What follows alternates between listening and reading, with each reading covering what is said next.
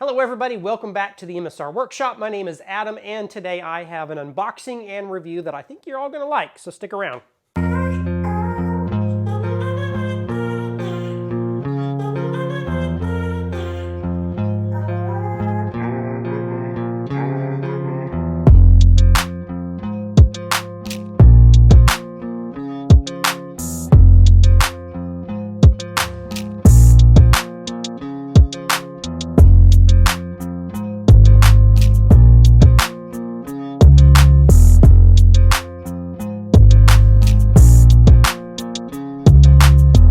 So here on planet Earth, I'm sure you're aware that we experience weather changes. And with weather changes, it is always important to be prepared, whether it be hot weather or cold weather. And today I was sent an item from this company, Altocraft, to do a review on. This item here happens to be a little 12-volt DC car or home personal air compressor. So we're going to go ahead and go through this and unbox it, and I'm going to tell you a little bit about it, and we're going to test it out and see how it works. So taking a quick look over the box, we can see that this is a 12-volt digital display air compressor. So it appears that it has some sort of digital display, digital pressure gauge, onboard air hose storage, onboard accessories with needle and nozzle, and it does come with a number of different accessories, and it looks like it does come with a replacement fuse. This is the little adapter to do bicycle air pumps, like sports equipment, whether it be footballs, soccer balls, basketballs, you name it. And this one looks like it's for inflating smaller items. Let's see, power pump, DC 12-volt plug, bright LED air hose, digital LCD display, set pressure button. We are going to test that out and see if we can get it to stop at a specific, I can't say specific very well, specific pressure, and the LED light button, so hopefully it's backlight. Now, this says that max flow is 30 liters per minute, current's 10 amps, a 3-meter cord, which is, I'm guessing, about 6 feet.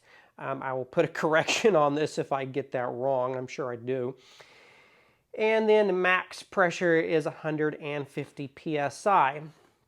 So what we're going to be starting off trying is we're going to go ahead and do some smaller things like a bicycle and a basketball, and then we're going to move on to something larger like inflating your car, because this is a nice little compact size, so this would be perfect for something for you to keep in your car or a boat or some sort of vehicle, boat being if you have to inflate any rafts or anything like that.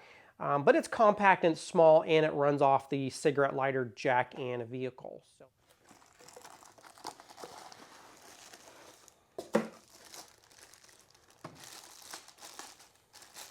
So it looks like it's very nice little storage compartments for everything. Comes with a quite small manual, but I'm pretty sure this will be easy to figure out. A little LED light on the front. That'll be nice if you need a warning light, or just, you know, if you have an engine problem and you need some extra light, you can use that.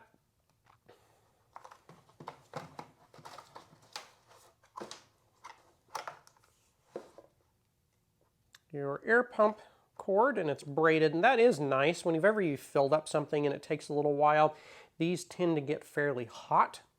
So we'll see if this nylon or fabric braiding on the outside keeps this pump cord cooler. And then you have your little bag of accessories. And then stuffed in this storage thing up here, you have your nice and long power cord, which is something you will need if you are filling up all 4 tires on your car or reaching to the back, or if you have a larger vehicle you need to get to the back.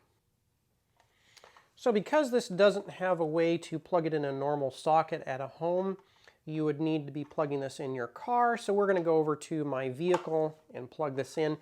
Now it's got this little area on the back. I opened up the instructions, which are very brief. Of course, there's not a whole lot to it, but it doesn't say anything about what this little area is. It looks like there's something that may clip in here, but I'm not seeing what it could be. So let's go over to my vehicle and plug this in, and we'll start by pumping up a basketball and see how close we can get on the pressure. So plugging this in my cigarette lighter in my car, everything turned on like it should. There is a backlight that automatically comes on. You have your on-off switch at the bottom,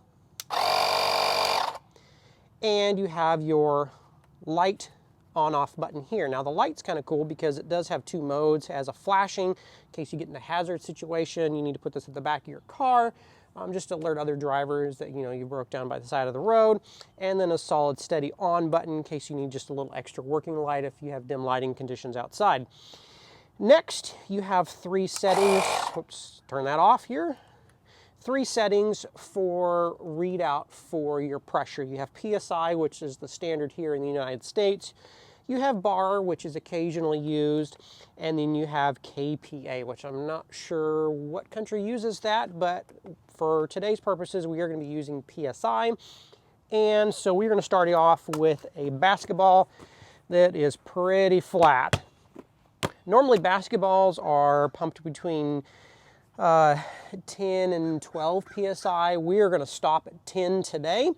So to set a automatic shutoff for a specific item, you're going to use your plus and minus, and then you would just toggle to the desired PSI that you're going to stop at.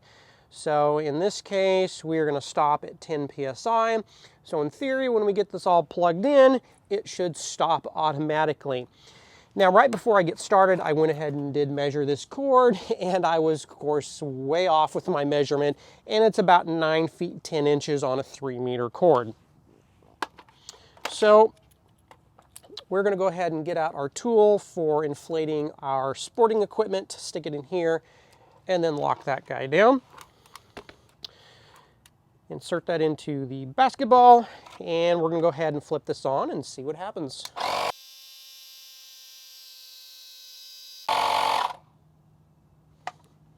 So it stopped automatically at 10 PSI. Now, I don't know if any of you noticed, but it did not start reading until it got to 5 PSI. So it appears that it has about a 5 PSI window before it starts reading. So anything below 5 PSI, you're really not going to get an accurate reading on it. But for the most part, most things that you're going to fill up aren't going to be that low. So let's go ahead and try it on a tire next. Now what I'm going to do on this tire here is I'm actually going to let out some of the air for what a normal low pressure tire is. Whenever the weather gets cold or whether you get hot, sometimes you can have fluctuations in your tire pressure, especially when it gets cold. You'll notice that your tire warning lights will come on. And that's because of that temperature change. It will throw your vehicle's pressure off just a little bit. So it's always good to check your tire pressure. And so we're going to go ahead and let it out and kind of simulate what it would be for, say, just a slow leak in a tire. So we are going to go ahead and hook this up to my tire, and it's going to actually tell us currently what my tire has in it. And I'm going to go ahead and verify that with a little digital gauge, just kind of compare the two and see how different they are. So first off, let's get my little digital gauge out here. Make sure it's set to PSI.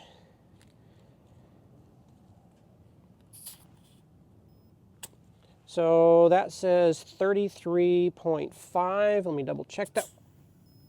33.5. And we'll go ahead and put this guy on. And 32.5. So really 1 PSI off. That's pretty darn good. So I would say that's within margin of error. And I don't know who is wrong or right, but that's really good. So now that we've got that locked on 32 PSI, I keep my tires pumped up around 40 PSI. Now, truck tires are notorious for getting flat spots on the sides or not wearing correctly, and then they get noisy. So I pump a little bit more air in my tires to keep them wearing in the middle properly. So we're going to go ahead and bump this up to 40 PSI and see how long it takes to pump this up. It's going to flash right now, and then it should just lock it in. And I'm going to grab a timer, and we're going to go ahead and time this and see how long it takes. All right, I'm going to set my stopwatch, and we're going to go ahead and hit start.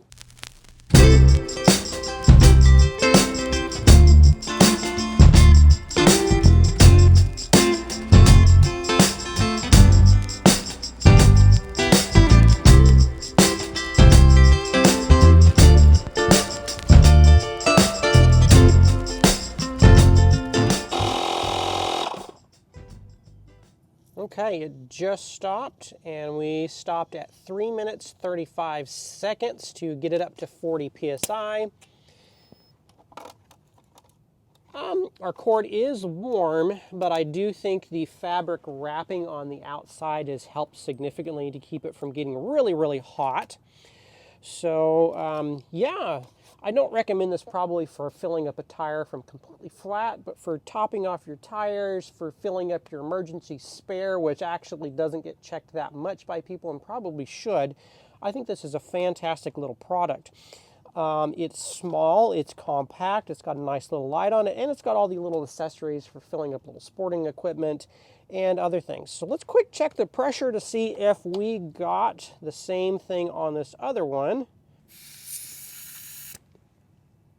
And yep, it looks good. Okay. Well guys, I think it did everything it was supposed to do. I really like that auto shut off function, especially if it's cold outside and you want to go sit in your vehicle while your tire's pumping up, or if it's a cold morning, you can go inside, come back up, and it's going to be the desired PSI that you programmed at. It's got all the little accessories. It's got a nice long cord. I do like the fabric on the outside of this because it didn't make it super hot, so you can't touch this, because if you've ever run one of these for a really long time, they get almost unbearable to touch. Like, they'll burn you if you're not careful. It's really compact, and I do think this would make the perfect gift or present, or just a backup little air compressor that you want to keep in your car and have that peace of mind that if you ever do get a flat tire or a low tire, you have something that you can pump up your tires with. If you have any questions, be sure and leave them below, and as always, stay tuned for all the videos that I create. Thanks, guys.